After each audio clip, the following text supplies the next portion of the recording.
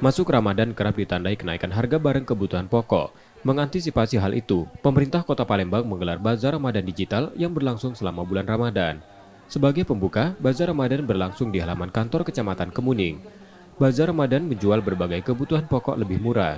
Daging sapi misalnya dijual mulai Rp125.000 per kilogram, sementara telur ayam Rp27.000 per kilogram, bawang merah Rp29.000, dan beras Rp55.000 kemasan 5 kilogram. Selain membantu meringankan beban masyarakat dalam memenuhi kebutuhan sehari-hari, upaya ini bertujuan menekan inflasi dan menjaga stabilitas harga kebutuhan pokok.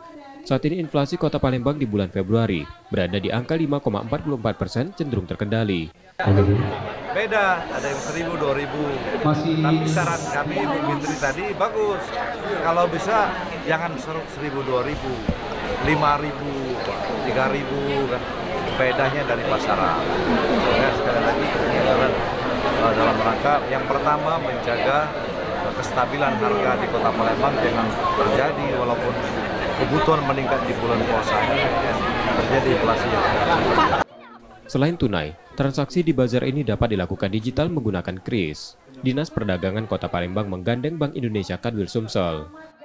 M. Rizky Nurmizan, Kompas TV, Palembang, Sumatera Selatan.